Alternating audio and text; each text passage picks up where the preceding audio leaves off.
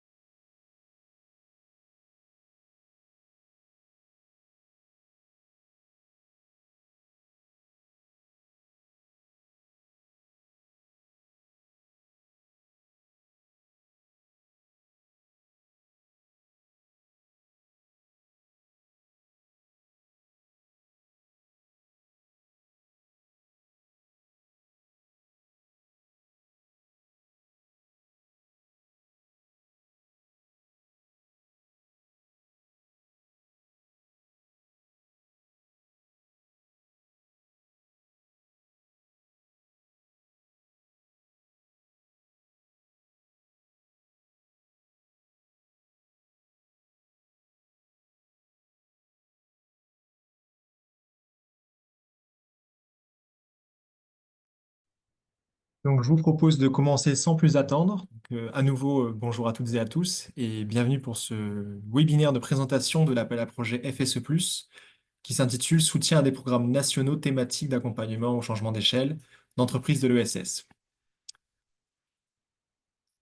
Donc, à titre d'information, ce webinaire est enregistré. Vous pourrez le retrouver sur YouTube, sur le YouTube de la Vise, quelques jours après sa diffusion. Et pour tout souci technique ou problème de son, vous pouvez directement envoyer un message dans le chat. Et pour tout ce qui est questions-réponses autour de l'appel à projet, je vous invite vraiment à les envoyer sur l'espace Q&R. Comme ça, on pourra y répondre et mieux les enregistrer. Merci. Donc, bon, pour faire assez simple, moi, Anthony Carry, chargé de mission au sein d'organismes intermédiaires, je vais vous faire l'introduction un peu de cet appel à projet et des principes des fonds européens. Et ensuite, je céderai la parole à Michael Barr, qui est donc le responsable du pôle consolidation et changement d'échelle, pour vous présenter plus en détail l'appel à projet et ce qu'on souhaite financer. Et bien évidemment, il y aura ensuite une session de questions-réponses. Donc, pour commencer sur la présentation du Fonds social européen plus et des fonds structurels européens, ce qui, euh, ce qu'il faut savoir, c'est donc que le FSE s'inscrit dans le cadre des fonds structurels et d'investissement européens, qui sont donc au nombre de 5. On a donc le FSE+, le FEDER, qui est un fonds de développement régional, le FEADER, qui est plutôt tourné sur les questions agricoles, le FEAMPA sur les questions maritimes, et le fonds de transition juste, qui concerne des régions qui sont, on va dire, économiquement en retrait. Donc l'objectif de ces différents fonds est de réduire les écarts de développement entre les régions et les États membres de l'Union européenne. Ils s'inscrivent également dans la stratégie de croissance de l'Union européenne, à savoir pour avoir une Europe plus intelligente, plus verte, plus connectée, plus sociale et plus proche de ses citoyens. Et si on rentre vraiment sur le Fonds social européen plus, il soutient trois grandes priorités dans lesquelles on s'inscrit également. Donc l'accès à l'emploi, notamment des jeunes et de l'insertion professionnelle, dont l'IAE, l'éducation, la formation, l'apprentissage tout au long de la vie, ainsi que l'inclusion sociale, la protection sociale et la lutte contre la pauvreté. Le Fonds social européen s'inscrit dans les grands objectifs de l'Europe sociale d'ici 2030, donc on peut les voir à l'écran. C'est un objectif d'emploi d'abord pour que dans l'Union européenne, on ait au moins 78% de taux d'emploi. Ensuite, en termes de formation, que au moins 60% des adultes suivent une formation chaque année de développement. D'inclusion et de lutte contre la pauvreté, donc pour réduire de 15 millions le nombre de personnes qui sont menacées d'exclusion sociale et de pauvreté, dont 5 millions d'enfants. Et enfin, un objectif climatique pour réduire les émissions de gaz à effet de serre d'au moins 55% d'ici 2030 et d'atteindre la neutralité carbone en 2050. Si on rentre vraiment sur les grands principes de gestion des fonds structurels et du Fonds social européen plus, ce qu'il faut vraiment savoir, c'est que donc ces fonds s'inscrivent sur des programmations dites pluriannuelles. C'est pour ça que les appels à projets sont ouverts pour une durée de 1 à 3 ans, en tout cas dans celui-ci. C'est aussi un principe d'additionnalité. Donc, les FESI ne peuvent pas se substituer à des dépenses structurelles ou des autres subventions publiques. Ils visent vraiment à financer non pas le fonctionnement de la structure, mais des démarches de projet. Ces fonds aussi sont complémentaires, ils interviennent que en cofinancement. Donc, vous, porteurs de projet, vous allez devoir trouver, donc, soit vous avez vos fonds propres, vos ressources internes, ou vous trouvez aussi d'autres financeurs pour participer à votre projet. Les fonds interviennent également en remboursement des dépenses, enfin le Fonds social européen. Donc, les paiements, ils sont effectués quand, une fois la dépense acquittée et remboursée. Donc, il faut que les dépenses soient réalisées et justifiées. C'est pour ça qu'on alerte vraiment sur le besoin pour la structure d'avoir déjà une trésorerie en amont du dépôt du dossier, parce que les remboursements et le versement de solde peut intervenir 1, 2, 3 ans plus tard, à la fin de votre projet. Ces fonds aussi, ils ont un objectif d'être incitatif et pérenne. Donc, pour ça que c'est sur une durée de plusieurs années, qui rentre vraiment dans le cadre des appels à projets, et qu'il y a un objectif aussi de réalisation et de pérennité des réalisations et des objectifs qui ont été fixés. C'est pour ça qu'il y a aussi une notion de performance avec des indicateurs, des objectifs, mais ça, on en parlera plus longuement lors du prochain webinaire. Et enfin, donc ces fonds, donc le Fonds social européen est un fonds qui dit contrôlé, dans le sens où nous, contrôleurs, on va s'assurer que les dépenses ont bien été effectuées, qu'elles sont éligibles à l'appel à projet au FSE, et ces vérifications se font sur des éléments comptables et aussi des justificatifs de réalisation. Pour en savoir plus, pour avoir plus de détails, vous avez vraiment donc sur le site de la VIS beaucoup de ressources, dont ce guide, donc comment fonctionne le Fonds social européen plus, qui reprend vraiment toutes les règles de gestion et pour bien identifier vos axes de financement. Vous pouvez aussi retrouver l'appel à projet en détail sur fse.gouv.fr, ainsi que sur ma démarche FSE pour commencer votre dossier de demande. Et si besoin, l'organisme intermédiaire de la VIS est toujours là pour répondre à vos questions. Et enfin, donc, pour conclure cette petite introduction, sachez qu'il y a un prochain webinaire qui est déjà prévu, donc le mardi 29 avril de 9 h à 10 h. Et ce webinaire sera vraiment concentré sur comment renseigner et déposer sa demande de subvention sur ma démarche FSE+, ainsi que les règles de gestion purement FSE pour votre dossier. Et le lien d'inscription est aussi sur le site de lavis.org où vous avez trouvé le lien pour l'inscription de ce webinaire d'aujourd'hui. Et là, je cède la parole à mon collègue Mickaël qui va vous présenter un peu plus en détail l'appel à projet. Merci Anthony. Bonjour à toutes et à tous. Donc, Michael Bart, je suis responsable du pôle consolidation et changement d'échelle. Là, l'idée, c'est de revenir rapidement sur l'appel à projet, sur le fond, la philosophie, ce qu'on cherche à financer à travers cet appel à projet. Voilà, donc on va revenir sur les éléments essentiels. Je vais pas tout reciter. L'idée, c'est que ce webinaire puisse servir d'échange et donc laisser place à vos questions-réponses. Mais voilà, on va quand même brosser un petit peu la philosophie de cet appel à projet, donc qui vise à soutenir des programmes d'accompagnement au niveau national. On est vraiment sur le scope géographique national pour accompagner des structures de l'ESS qui visent à changer d'échelle. Donc, je veux bien la slide suivante pour entrer dans le fond du sujet. Donc, on avait déjà sorti un appel à projet il y a 2 ans pour soutenir des programmes nationaux d'accompagnement, mais on était sur tout stade d'accompagnement. Là, on est sur sur la suite en fait de cet appel à projet d'il y a 2 ans en termes de philosophie. Les deux principales différences, ça va être que la première, on focus sur le stade d'avancement qui est le changement d'échelle. La seconde, c'est que on propose une entrée thématique. Donc, on va y revenir. En tout cas, l'objectif principal, c'est bien de soutenir des projets de conception et mise en œuvre de programmes nationaux d'accompagnement. Donc, les actions de conception du programme sont éligibles à cet appel à projet autour, donc, comme je l'ai dit, de structures qui visent à changer d'échelle. Donc, ça peut être aussi bien la préparation au changement d'échelle que le soutien à la phase en cours de changement d'échelle des structures que vous accompagnez. et donc sur un domaine d'activité. Donc on a mis ici répondant à un besoin social spécifique identifié dans le cadre de la transition écologique juste. Et on a défini dans l'appel à projet ce qu'on entend par là. Peut-être pendant qu'on est sur les éléments de définition, changement d'échelle, qu'est-ce qu'on entend par là? Qu'est-ce qu'il y a derrière? On n'est pas forcément, voilà, mais en fonction des structures d'accompagnement, on sait qu'on n'est pas toujours la même réalité derrière. Là, dans le cas de cet appel à projet, voilà, propose je crois qu'on l'a indiqué dans l'appel à projet, hein, mais de suivre ce qu'on a écrit dans le guide stratégie pour changer d'échelle de la vise, hein, et de reprendre la définition qu'on met ici. Peut-être pour la balayer à l'oral rapidement. Donc, on est sur un soutien à maximiser un impact social et ou environnemental, hein, en premier, en renforçant s'appuyant sur son organisation ou sur son écosystème. Et donc, quand je dis maximiser impact social et environnemental en premier, c'est avant maximisation du profit, de la situation économique. Donc, c'est vraiment ça qu'on va viser à travers ces programmes d'accompagnement. En termes de maturité, on n'a pas mis voilà, on sait qu'en fonction des programmes, il y a différentes maturités en termes d'années, par exemple, ou de niveau de budget, par exemple. Donc, on n'a pas mis de plancher là-dessus pour pas que ce soit trop encadrant. Mais voilà, pour nous, il faut que ce soit forcément des structures qui soient accompagnées, qui aient fait la preuve de leur concept, au sens preuve de concept social ou environnemental, bien sûr.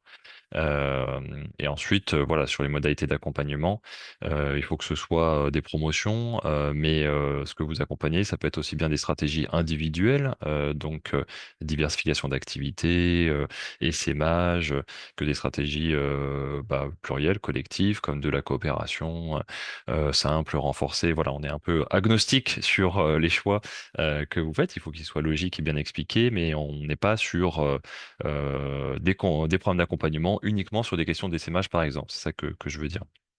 Voilà. Et ensuite, sur le stade d'avancement, j'ai déjà précisé, mais je le redis, donc ça peut être aussi bien pour accompagner les structures à préparer leur changement d'échelle que pour accompagner pendant, en fait, une fois qu'il est enclenché, pour aller un cran plus loin. Donc les actions attendues, bon, je me redis un petit peu, hein, mais conception, structuration d'ingénierie, expérimentation d'un programme d'accompagnement au niveau national, ça c'est important pour les questions de ligne de partage du FSE, on est sur un scope d'action national et forcément pour des entreprises de l'ESS, puisque on est sur la priorité 4 du FSE, donc sur l'économie sociale et solidaire, donc voilà, le scope des actions des actions d'accompagnement, des programmes nationaux d'accompagnement que vous portez doivent viser des entreprises de l'ESS exclusivement. Ça peut être les actions de déploiement. Donc là, on était sur conception, voilà, la partie préparation, élaboration du programme. Donc dans l'appel à projet, c'est écrit comme ça. Et où? Donc c'est-à-dire que ça peut être aussi ou des actions de déploiement. Donc le fait de d'opérer le programme national en lui-même et donc le temps passé nécessaire, les expertises nécessaires en interne pour ce faire.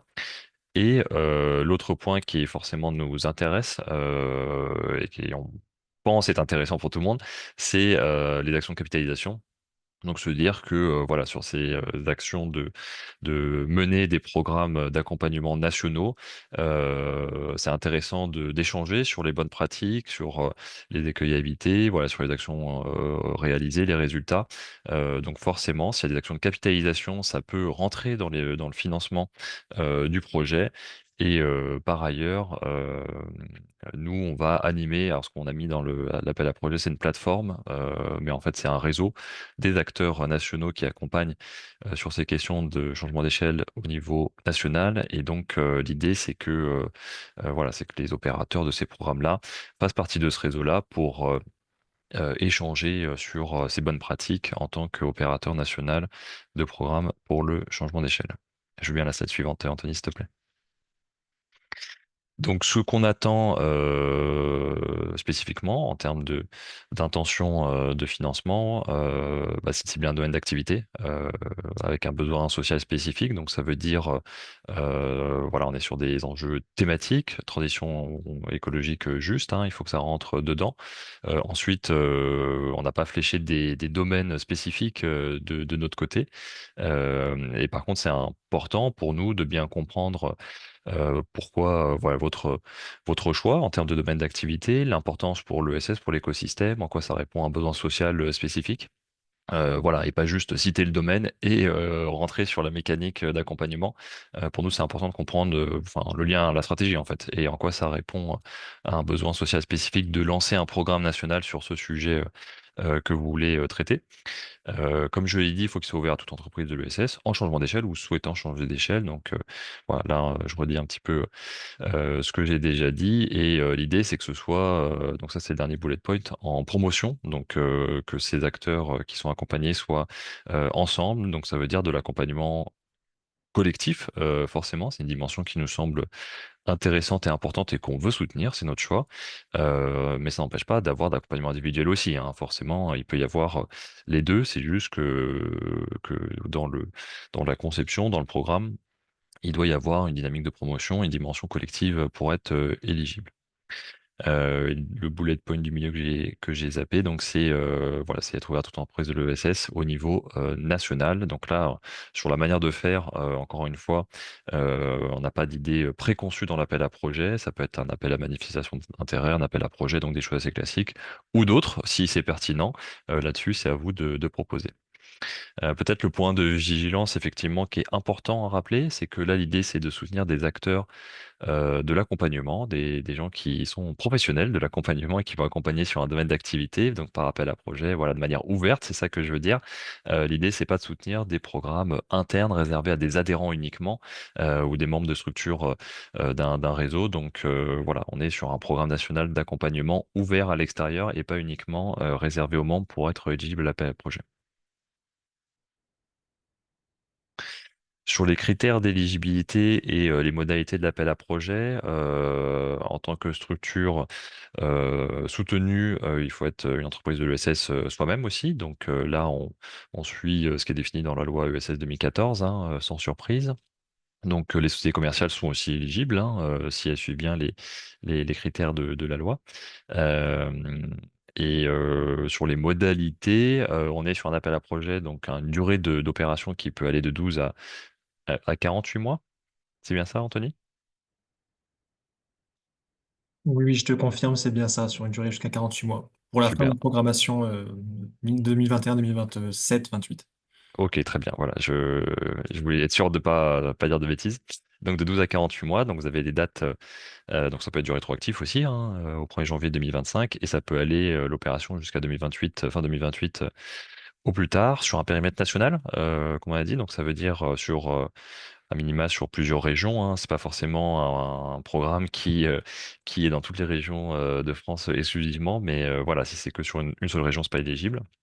Et donc, forcément, la structure qui postule doit avoir une dimension nationale elle-même ou une capacité, ce qui signifie une capacité à proposer des actions à l'échelle interrégionale au minimum.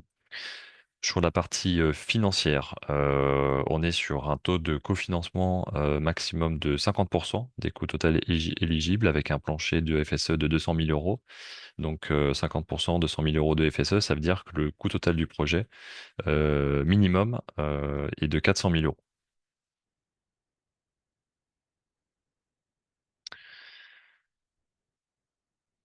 Alors, bon, je suis déjà un petit peu revenu là-dessus. Donc, sur la thématique, il faut que ce soit une thématique, donc la thématique hein, de l'accompagnement qui est proposé, que ce soit un enjeu pour l'ESS au niveau national, donc pas au niveau local ou du moins interrégional.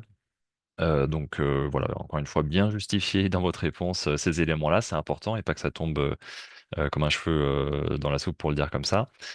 Forcément, ce qui va être intéressant, c'est le caractère innovant du programme, en quoi vous proposez quelque chose de nouveau, de différenciant et qui correspond donc à des besoins sociaux avérés. Le caractère anticipatif du programme sur les mutations économiques, sociales, environnementales, c'est des choses qui sont regardées et forcément l'accessibilité du programme pour tout porteur de projet à l'échelle nationale pour pouvoir répondre donc à l'exigence d'opérations nationales. Forcément, on va regarder l'ingénierie, donc la valeur ajoutée de vos actions entre accompagnement individuel, accompagnement collectif, les différentes briques. Ça, on va rentrer un peu dans la mécanique, hein, donc important d'expliciter vos partis pris, votre ingénierie et les choix méthodologiques que vous faites sur l'établissement d'un programme, et puis bah, toutes les infos par rapport au programme, ce que vous visez en termes de taille de promotion, en termes de sélection des projets, la durée du programme, les modalités d'accompagnement, voilà, tous ces éléments-là, c'est des éléments qui nous permettront de, bah, de comment dire, d'instruire le dossier tout simplement et de valider la pertinence ou pas de votre dossier pour être soutenu financièrement. Le dernier point, c'est la complémentarité avec les autres dispositifs. Forcément, surtout sur un volet national, on est assez vigilant là-dessus. En quoi votre dispositif que vous proposez rentre en articulation avec d'autres dispositifs. Donc forcément, on cite le DLA qui couvre tout le périmètre national et qui propose déjà pas mal de solutions. Mais voilà, c'est un exemple. Il y a plein d'autres dispositifs qui existent. Donc forcément, c'est un point de vigilance de notre côté de pas créer de la distorsion entre les programmes d'accompagnement, mais au contraire d'enrichir l'écosystème. Donc forcément, c'est important pour nous que dans le dossier, il y ait aussi une petite analyse de en quoi votre programme bah, enrichit l'écosystème, le nourrit et apporte une solution en plus des autres systèmes d'accompagnement, voir comment elle s'articule avec les autres propositions d'accompagnement déjà existantes. Michael, juste pour repréciser, on prendra aussi une première question sur la durée du projet d'appel à projet. Donc, vous pourrez déposer un dossier qui va de 12 à 36 mois. En fait, la notion des 48 mois possibles, c'est il sera possible d'effectuer un avenant une fois que votre dossier, si votre dossier est sélectionné, pour le prolonger jusqu'au 31 décembre 2028. Mais donc, à date du dépôt de dossier de demande, votre dossier ne doit pas dépasser les 36 mois. Et donc, pour reprendre la question aussi qui a été posée, bonjour, si la structure qui postule a déjà mené des actions au niveau national, mais n'a pour le moment une implantation que dans une seule région, est-elle éligible? Je te laisse répondre, Michael.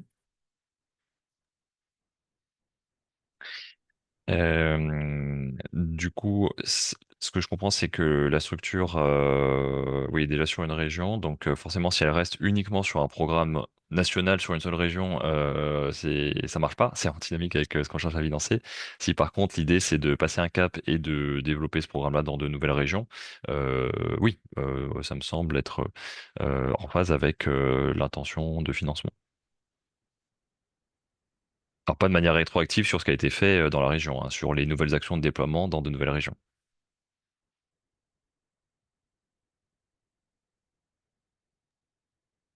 Parfait, je te propose de continuer. Oui, donc l'autre partie, c'est la partie réseau et plateforme donc de programmes nationaux que j'évoquais juste avant. Donc c'est un groupe de travail qui a été initié, lancé par la VIS récemment, qu'on souhaite consolider. Et donc là, c'est l'opportunité d'intégrer ce groupe de travail qui vise à, comme je disais, faciliter le transfert de bonnes pratiques entre nous, échanger sur les méthodes d'accompagnement, spécifiquement sur ce stade de changement d'échelle et échanger sur le résultat. Voilà, donc c'est un groupe de travail dont la vie fait partie parce que on opère aussi des programmes d'accompagnement au niveau national, donc on se place au même niveau que les autres et on anime le groupe de travail pour bah, apprendre ensemble, tout simplement capitaliser sur les bonnes pratiques et avancer. Donc forcément, voilà, le financement, c'est un levier d'action. L'échange de bonnes pratiques, c'en est un autre, mais donc on le cite ici parce que pour bien comprendre aussi ce qui est, voilà, ce qui est possible et ce qui existe et l'intention stratégique côté Avis. Donc l'idée, c'est aussi de favoriser des collectifs d'acteurs, les dynamiques de filière. Bien sûr, si vous avez commencé à travailler sur ces enjeux-là, et c'est pas le président de l'appel à projet, c'est des choses qui sont tout à fait regardées et appréciées par la VIS. Donc voilà, n'hésitez pas à expliquer en quoi vous contribuez déjà actuellement à un niveau écosystème à travers vos parcours d'accompagnement. Donc, pour redire, repréciser le public cible hein, sur l'appel à projet, donc les personnes qui bénéficient du programme, des structures de l'ESS, employeuses, voilà. Et c'est pas impossible d'avoir des sociétés commerciales, hein, donc exemple SAS, si elles rentrent bien dans le cadre d'une entreprise de l'ESS telle que définie par la loi. Donc on le précise là parce que des fois il peut y avoir un peu de l'autocensure en pensant que quand on dit ESS employeur, c'est forcément les associations employeuses ou des coopératives. Non, non, on pouvait accompagner des SAS tant qu'elles rentrent dans les critères définis par la loi en tant qu'entreprise de l'ESS.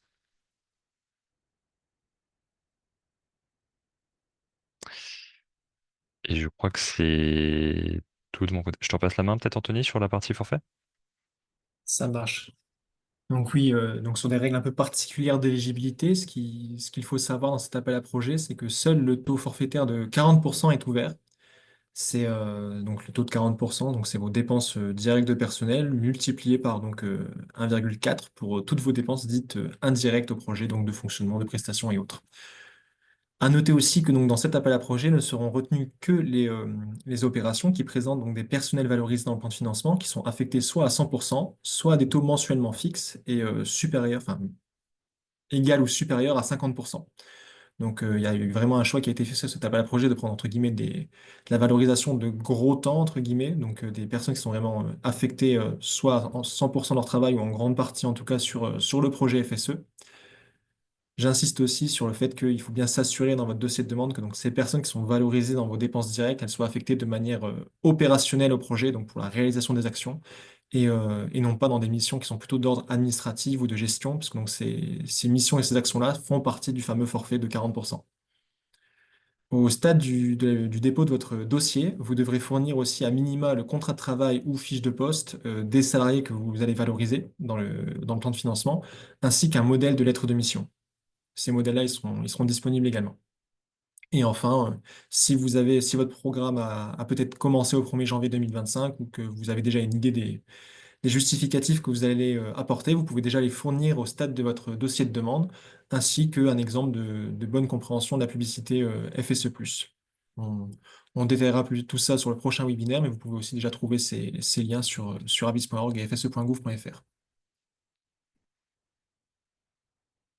Je te recède la parole, Mickaël, sur ces critères d'éligibilité.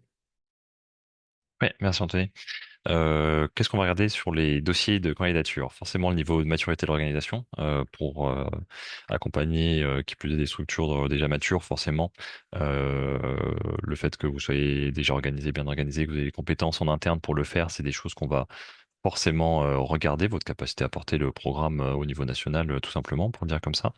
Des éléments concrets, on va regarder. Donc, on veut comprendre la stratégie, pourquoi vous faites les choses, mais on va aussi regarder, comme je le disais, bah, les choix d'ingénierie de programme que vous faites. Donc, important de préciser vos hypothèses de travail, les documenter, les choix stratégiques que vous faites pour déployer le programme aussi, hein. Donc, là, il y a pas, là, il y a partie ingénierie du programme et il y a la méthode de sourcing, d'accompagnement, de déploiement du programme. Donc, tout ça, c'est des éléments qu'on regarde. L'implication d'Avis forcément. Donc je parlais du groupe de travail, hein, c'est un élément, mais n'hésitez pas à préciser si vous voyez un rôle dans lequel on peut intervenir pour soit structurer, soit aider à la capitalisation du projet, puisque c'est notre ADN, donc c'est des choses qui sont aussi regardées. Et forcément, ça va sans dire, mais ça va mieux en le disant, l'effet levier du FSE. Donc en quoi le FSE est important pour la bonne réalisation du programme. Donc voilà, ça c'est des choses qu'on regarde de manière un peu transversale hein, dans le dossier et sur les critères d'évaluation à proprement parler. Donc là, on recite juste ceux qui sont dans l'appel à projet, mais la pertinence du projet vis-à-vis des besoins et donc besoins sociaux, environnementaux tels que vous les identifiez, hein, d'où l'idée de bien documenter pourquoi vous faites ce programme, quel est le lien avec les besoins et le potentiel d'impact. Donc, en quoi le fait de faire votre programme a un impact potentiellement au niveau national. Donc, ça pèse pour 30% de la note totale. La clarté du dossier, la pertinence, la qualité, donc plutôt le côté ingénierie, les choix d'accompagnement, ingénierie donc du programme en lui-même, c'est 30% de la note aussi. Et le dernier point, 40%, c'est bah, la capacité du candidat à porter le programme, donc le côté maturité hein, dont je parlais juste avant, votre légitimité aussi sur le sujet, forcément c'est important, c'est un facteur clé de succès, et le positionnement, donc le côté aussi écosystème, en quoi votre programme s'insère dans l'écosystème, répond à un besoin qui n'est pas couvert pour l'instant, voilà, et en quoi il y a une articulation aussi avec les autres acteurs, ça c'est forcément important, et donc ça pèse pour 40% de la note.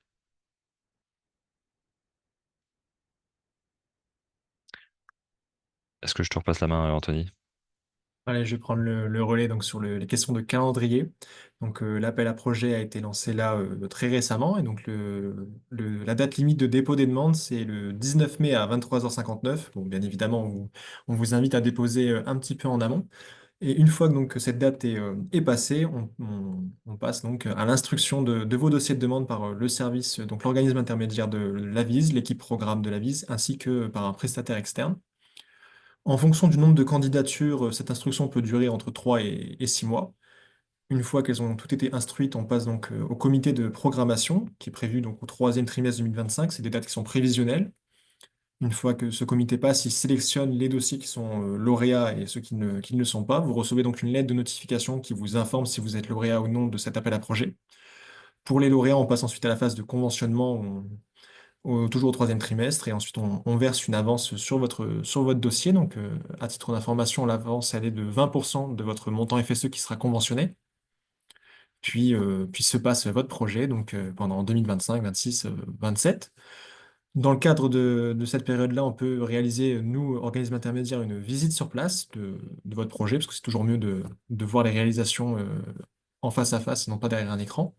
Et ensuite, donc, chaque année, il y aura un dépôt de bilan dit d'exécution FSE qui est effectué souvent aux alentours du 30 juin, qui entame ensuite un contrôle de service fait. Et à la suite de ce contrôle, donc, nous, on procède au versement des acomptes et des soldes FSE+.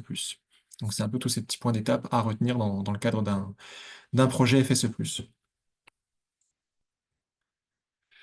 Aussi à noter que l'organisme intermédiaire de la VIS lance des nouveaux appels à projets en 2025. Donc on a eu un premier appel à projet qui porte sur le soutien à des programmes de diffusion interne d'innovation au sein d'une entreprise nationale de l'ESS qui s'appuie sur un mode d'organisation relevant de l'innovation centralisée.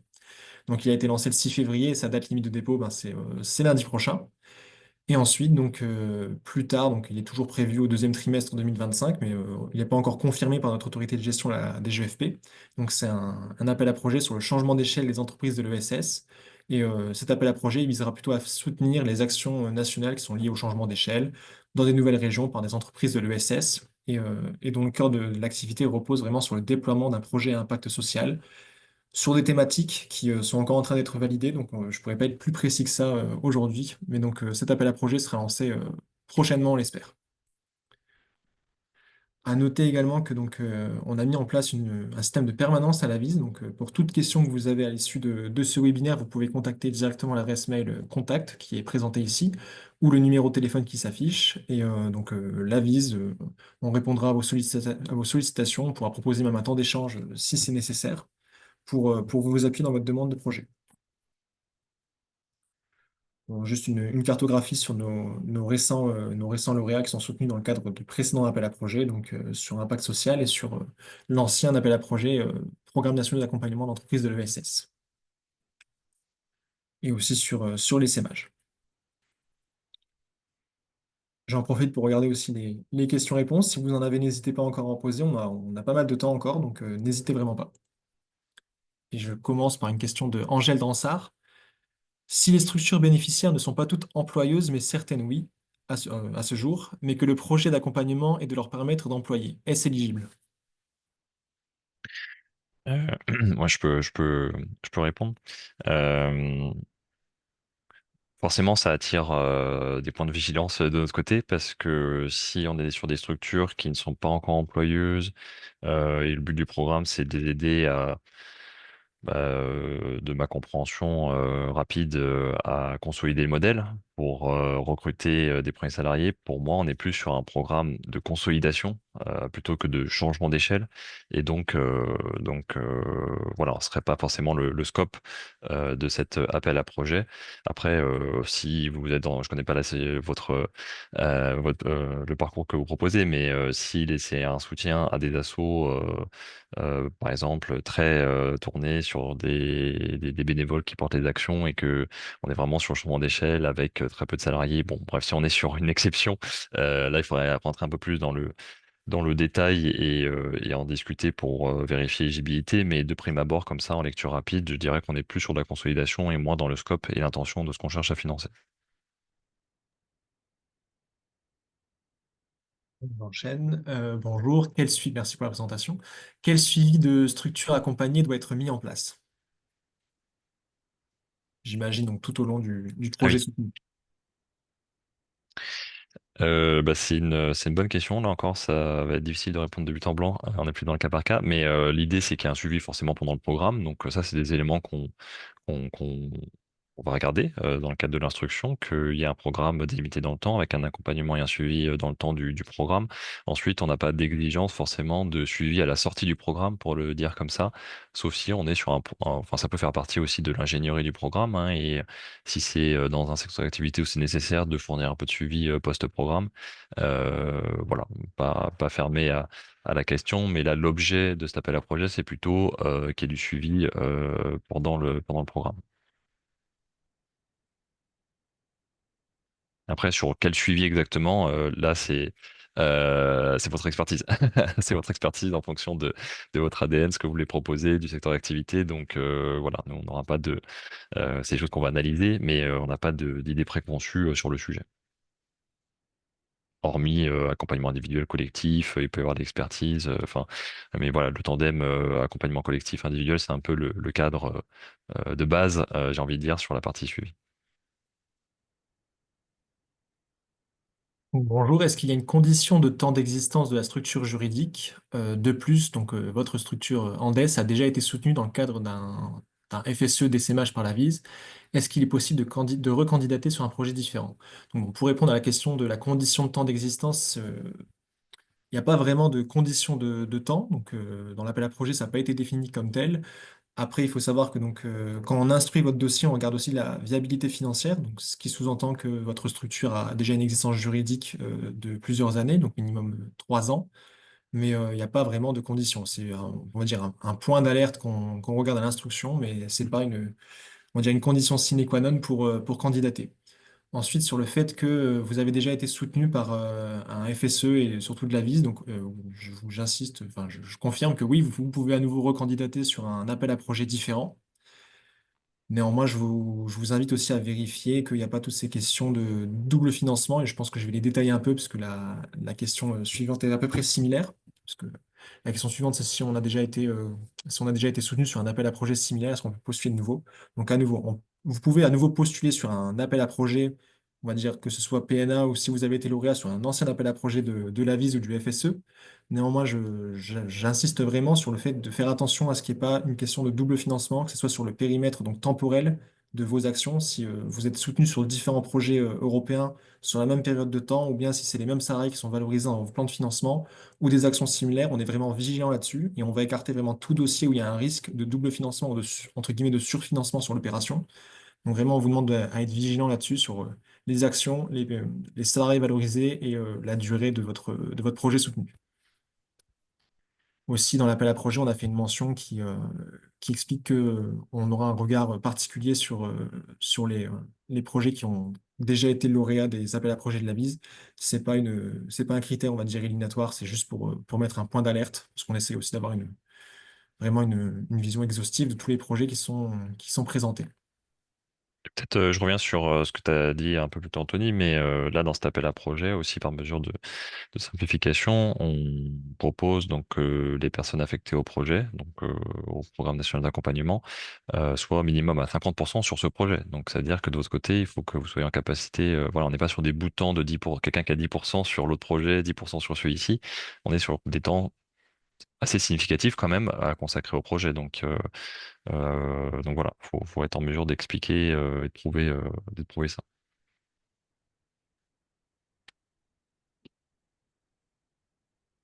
Bon, ensuite, je reprends une autre question. Bonjour, pourriez-vous réexpliquer le principe de rétroactivité? Ce FSE+ peut financer des actions, des accompagnements déjà effectués depuis le 1er janvier 2025. Alors oui, l'appel à projet, la période d'éligibilité commence au 1er janvier 2025. Vos actions ainsi que les dépenses engagées peuvent être rétroactives jusqu'à cette date-là. C'est tout à fait autorisé. Dans votre dossier de demande, vous pouvez déjà mentionner ce que vous avez réalisé depuis le début d'année sur l'accompagnement. Et vous pouvez aussi valoriser dans votre plan de financement les dépenses salariales qui ont commencé depuis le mois de janvier. Bonjour.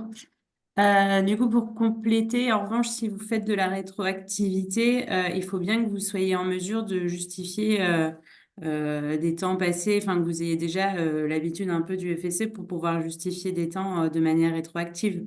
Donc ça, il faut bien l'avoir en tête puisque on est, voilà, comme l'a précisé Anthony sur le calendrier, vous saurez sans doute pas la réponse de si vous êtes soutenu ou pas sur cet appel à projet qu'à la fin de l'année 2025. Donc c'est presque une année qu'il faudra quand même justifier en FSE avec des justificatifs non comptables, notamment c'est tout ce qui sera expliqué au prochain webinaire. Voilà, donc bien l'avoir en tête parce que sinon c'est autant de dépenses qui pourront pas, si vous ne sont pas justifiées, elles pourront pas être retenues.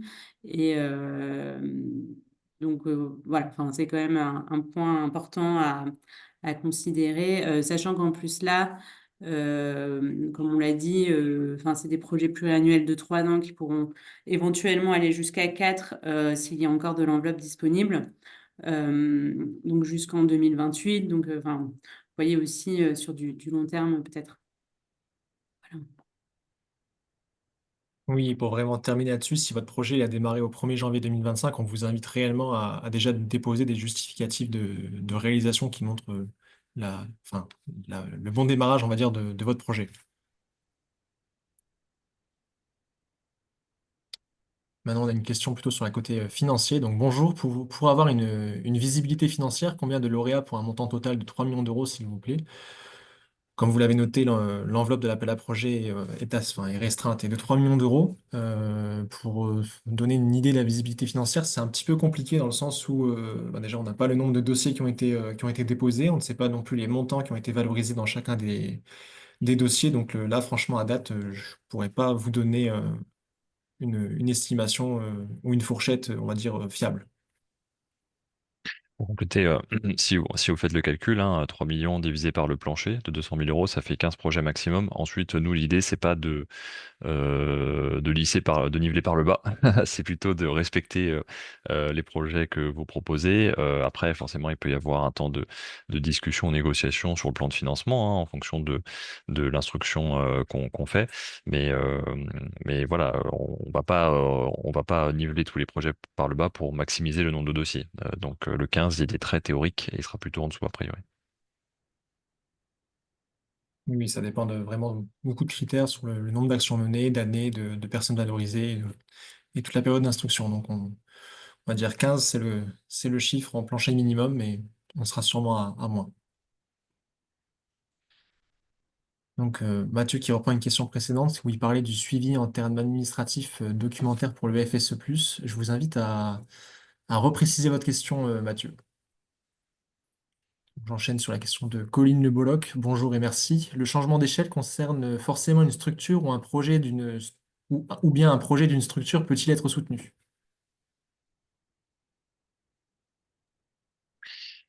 Je réfléchis, est-ce que je suis pas sûr de comprendre? En tout cas, si l'idée c'est de soutenir le changement d'échelle d'un projet, on est plutôt sur l'appel à projet SMH qui est à venir. C'est pour ça qu'on a découpé le soutien au changement d'échelle en plusieurs appels à projets. Celui-ci il vise vraiment à soutenir les accompagnateurs qui vont accompagner des promotions de plusieurs projets sur une thématique précise. Je ne sais pas si je réponds à votre question, si j'ai bien compris. Si c'est pas le cas, n'hésitez pas à repréciser la question dans l'outil QNR. Une autre question de Marwan Lisser. Quels types de cofinancement sont encouragés? Donc, facturer un reste à charge aux entreprises, assos bénéficiaires est-il acceptable? Bon, sur la question des types de cofinancement, c'est vraiment en fonction de votre projet, de votre secteur d'activité. Nous, on entend par cofinancement des financeurs qui peuvent être publics ou privés. Après, on ne peut pas vraiment vous appuyer là-dessus. Ça dépend vraiment de aussi vos partenaires que vous pouvez déjà avoir, on va dire, historiques et vraiment de votre secteur d'activité. Ensuite, facturer un reste à charge Ah, aux entreprises. Vas-y, Solène, non, n'hésite non, pas. pardon, vas-y. Ensuite, sur la question de facturer un reste à charge aux entreprises ou assos bénéficiaires est-il acceptable? Dans l'appel à projet, on entend plutôt un appel, enfin, que le programme national d'accompagnement est ouvert et gratuit aux bénéficiaires. N'hésite pas à me compléter, Solène, hein, si tu as plus d'éléments là-dessus, mais de mémoire, on ne peut pas facturer un reste à charge aux entreprises qui sont accompagnées dans le cadre du programme national. Oui, tout à fait, c'est pas la philosophie d'appel à projet. Après, pour revenir sur les cofinancements dans le cadre de projets avec des fonds européens, les cofinancements, donc c'est des ressources et elles font l'objet, donc c'est généralement des subventions qui font l'objet en fait d'une convention de partenariat avec une subvention globale en fait à la structure, dont soit la totalité, soit une partie peut être affectée au projet FSC+. Si c'est des factures, en fait, on rentre plutôt dans la partie dépenses. Et du coup, enfin, ça rentre plus dans des cadres de prestation. Donc, en fait, c'est pas, voilà, c'est pas la typologie de dépenses telle qu'elle est pensée par le FSE. Euh, donc, voilà, enfin, c'est vraiment, en termes de cofinancement, c'est vraiment des ressources dans le cadre de subventions que vous avez, enfin, voilà, à travers une convention de partenariat avec d'autres organisations.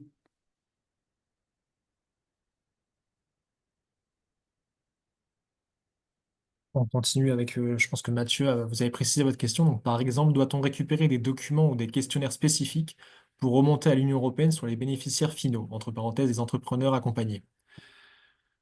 Alors, donc ça fait partie un peu de la question des indicateurs qui sera détaillée lors du prochain webinaire. Après, des documentaires, des documents et des questionnaires spécifiques, comment dire, en soi, Je pense que ils font là, partie de votre en projet. fait, je pense que Mathieu, tu fais référence aux participants qu'on a souvent dans du FSE, dans d'autres projets. Mais en fait, sur nos appels à projets à la VISE, on n'a pas les participants ne sont pas éligibles. Donc, il n'y a pas de questionnaire à faire remonter. On est uniquement sur, à la fin du projet, sur des indicateurs globaux du nombre de structures accompagnées dans le projet. Mais il n'y a pas à le justifier sur des pièces. Il faudra juste indiquer le nombre de structures qui ont été accompagnées dans le cadre du programme. Mais de notre côté, on n'a pas de participants. C'est ça, on est vraiment sur le côté indicateur et donc des soutiens de la tête de réseau envers des bénéficiaires, avec juste un montant à renseigner. Mais on détaillera tout ça au prochain webinaire. Ensuite, donc sur les résultats attendus du projet, comment l'impact sera-t-il évalué et quelles sont les modalités de capitalisation? Michael, je te laisse répondre si tu veux. Ouais. Bah, on va pas mesurer, nous, l'impact de votre programme à la fin du projet. On n'impose pas une évaluation d'impact interne, externe, faite à la fin du projet pour le financer ou pas, pour répondre très concrètement et directement à votre question. Après, forcément, ça nous intéresse et on va plutôt contrôler a priori au moment de l'instruction sur le projet, donc le programme national d'accompagnement que vous souhaitez faire. Il vise à répondre à un besoin social, comme on l'a dit, ou environnemental et donc, comment vous allez voilà, piloter ça, les indicateurs que vous mettez en place, encore une fois, sans systématiser forcément une évaluation d'impact, pas d'obligation là-dessus, mais c'est quand même voilà, des choses qui nous intéressent, des modalités de contrôle par rapport à votre vision et proposition de programme qui nous intéressent. Donc, n'hésitez pas à, à le préciser dans votre réponse, dans votre candidature à l'appel à projet. Et l'autre point, c'est que c'est une question on se pose un peu tous, je pense, sur les questions d'accompagnement national en tant qu'accompagnateur national, comment évaluer son impact. Donc, c'est précisément un sujet qui peut être mis sur la table dans le groupe de travail, dans la plateforme dont on parlait tout à l'heure, sur les bonnes pratiques en termes d'évaluation quand on est un accompagnateur. Donc, l'impact indirect qu'on a, c'est pas forcément évident. Voilà, donc ça peut être un sujet de travail, justement. Quand je viens sur travail, c'est pour aller plus loin, hein. Je reprécise qu'on attend quand même des éléments dans la candidature et donc c'est pas suffisant de dire je compte participer au groupe de travail pour voir comment je vais évaluer mon impact. Donc maintenant, une question sur l'éligibilité. Vous dites que le programme doit être ouvert à toute entreprise de l'ESS, mais peut-on cibler par exemple spécifiquement tous les SIAE? Donc les SIAE, ça serait déjà un scope très large. Je te laisse préciser si besoin, Michael, mais oui, donc le programme doit être ouvert à toute entreprise de l'ESS, dans le sens où on ne peut pas exclure à la fois une zone géographique ou un type d'acteur. Après, est-ce qu'on peut vraiment cibler spécifiquement une structuration juridique? C'est pas précisé vraiment dans l'appel à projet.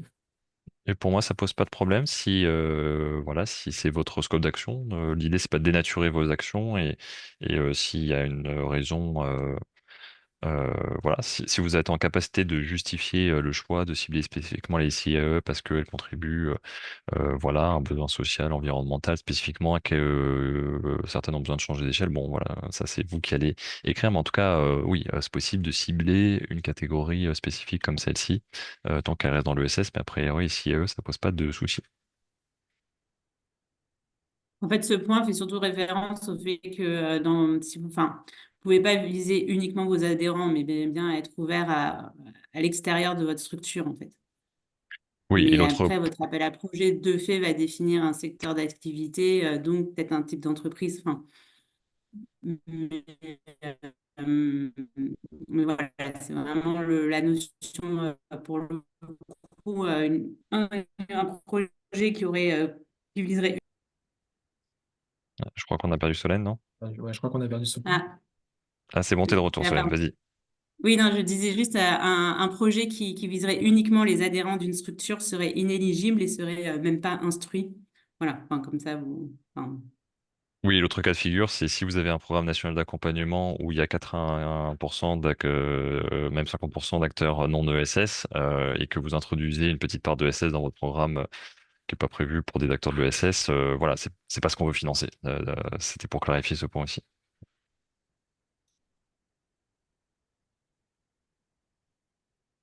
Pourriez-vous préciser le critère concernant le domaine d'activité des entreprises accompagnées? S'agit-il d'accompagner des entrepreneurs dans un secteur spécifique ou des accompagnements thématiques, comme par exemple dédiés à des femmes dans l'ESS? Donc, est-ce que ces actions-là sont éligibles?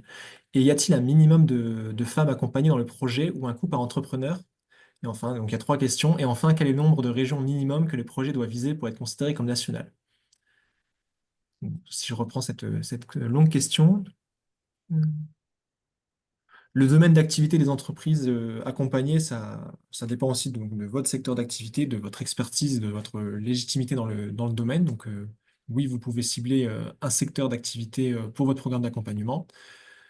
Néanmoins, donc ces actions-là sont éligibles. Néanmoins, si vous parlez sur la question d'un minimum de personnes accompagnées, donc comme Solène l'a précisé un petit peu auparavant, nos appels à projets ne comportent pas de participants, donc pas de bénéficiaires finaux au sens de l'appel à projet. Donc, on ne demandera pas à ce qu'il y ait vraiment des justificatifs ou une mention directe que c'est un accompagnement de X personnes dans le cadre de votre programme d'accompagnement, mais vraiment sur des structures accompagnées, des entreprises accompagnées. Ouais, après, pour préciser, il y a un point dans votre question quand même qui est lié au public cible. Effectivement, on a fait le choix de plutôt soutenir des secteurs, enfin des domaines d'activité pour être un peu plus englobant que secteur d'activité. Donc, pour le dire autrement, on n'est pas que sur des enjeux soutenir la filière A, la filière B. Ça peut être des domaines de manière plus large qui sont pas forcément en lien avec des filières d'activité au sens industriel. Mais a priori, on est quand même sur la notion d'activité qui fait promotion plus que sur un public cible. C'est plutôt ça notre philosophie de soutien financier. Et enfin, donc, sur la question du nombre minimum de régions, donc, dans l'appel à projet, on parle pour que ce soit sur un volet national, donc minimum de 2 régions administratives. Après, je mets un point de vigilance là-dessus aussi, c'est-à-dire que dans votre appel à projet ou dans votre appel à manifestation d'intérêt, enfin dans votre programme d'accompagnement, vous ne pouvez pas exclure, on va dire, des territoires donnés pour X raisons. Ça doit être vraiment ouvert sur un scope national. Et après, donc, si les répondants ne participent que, enfin, ne font partie que de 2 ou 3 territoires, c'est tout à fait possible. Mais donc, dans votre appel à projet ou manifestation d'intérêt, on ne peut pas vraiment exclure des territoires directement.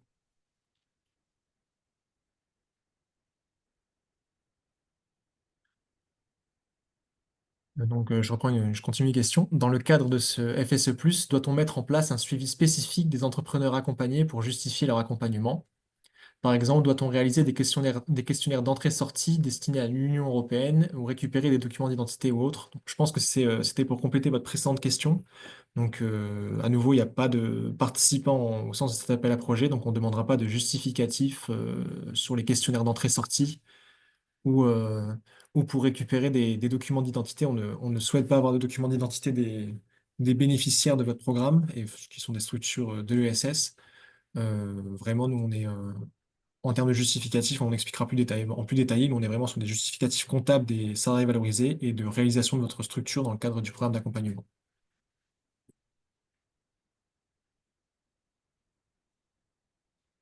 Et enfin, une question sur la question des consortiums et des groupements. Donc, est-ce que répondre en groupement est-il possible? Je te cède la parole là-dessus, Solène. Alors, si vous faites notion au consortium, du coup, il faut que ce soit précisé. Enfin, là, on l'a pas précisé dans l'appel à projet, donc c'est pas possible. C'est-à-dire que vous pouvez pas avoir des partenaires directs sur le projet. Même si depuis peu, c'est possible globalement avec le FSE, mais enfin, c'est encore tout nouveau. Donc là, on n'avait pas, enfin, on l'a pas mis dans cet appel à projet. Après, si vous avez des salariés d'une structure extérieure qui peut participer au projet, c'est possible de la mettre en mise à disposition, en fait. Enfin, mais ça, voilà, on précisera au prochain webinaire un peu comment ça fonctionne. Mais vous pouvez, du coup, avoir quelqu'un d'une structure partenaire qui participe au projet au même type que des dépenses de personnel classiques. Mais pour l'instant, vous ne pouvez pas reverser le FSE directement à une structure partenaire.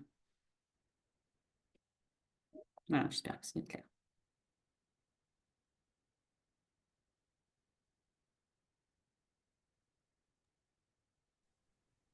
On a encore deux, trois petites minutes devant nous, donc si vous avez encore des questions, n'hésitez pas à les poser dans ce module questions-réponses. Et sinon, en attendant, je peux meubler un peu. Je reviens sur un élément qu'on a passé rapidement par la présentation, mais qui a été dit dans les questions-réponses sur l'accessibilité du programme. Effectivement, notre attente, c'est que le programme soit accessible pour les entreprises de l'ESS qui sont accompagnées. Donc, quand on dit accessible, c'est accessible sans contrepartie de leur part. Donc, ça, c'est un élément qu'on va regarder puisqu'on est sur du financement FSE, du financement public. L'idée, c'est que le programme derrière, il puisse être accessible pour les porteurs de projets qui participent au programme d'accompagnement.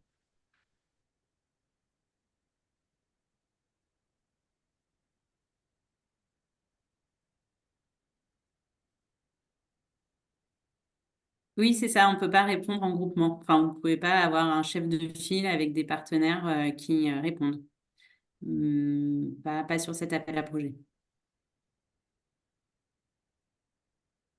Et oui, plus de fiches temps, c'est uniquement des lettres de mission. Donc, c'est uniquement du taux fixe mensuel. Donc, c'est-à-dire que les personnes que vous valorisez en dépenses de personnel doivent travailler toute l'année sur le projet et pas de manière ponctuelle. Donc, travailler de manière continue avec un taux fixe par mois.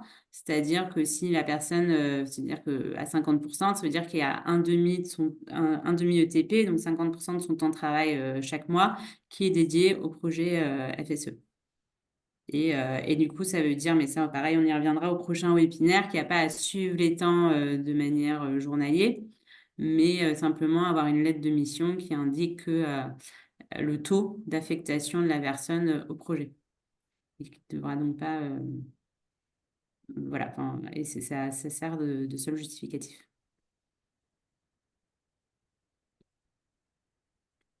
Le lien pour le deuxième webinaire, vous l'avez normalement. On peut remettre le lien peut-être là, de l'article. Vous l'avez dans un article sur le site avis.org où du coup il y a le lien d'inscription. On va le mettre dans le chat.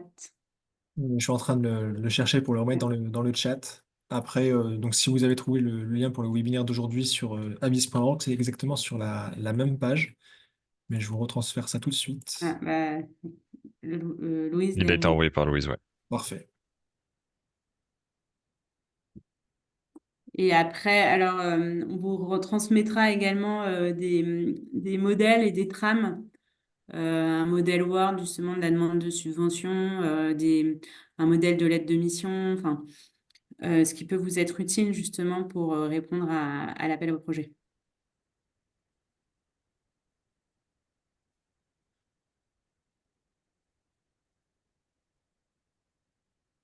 Il est 10 heures, donc s'il n'y a plus de questions, on va clôturer ce webinaire. Donc à nouveau, merci à toutes et à tous d'être présents et d'avoir participé avec vos nombreuses questions. Si vous en avez encore, n'hésitez pas. Et sinon, on se retrouve pour le mardi 29 avril à 9 heures pour le webinaire qui sera dédié vraiment au dossier de demande de subvention et à la plateforme Ma Démarche FSE+.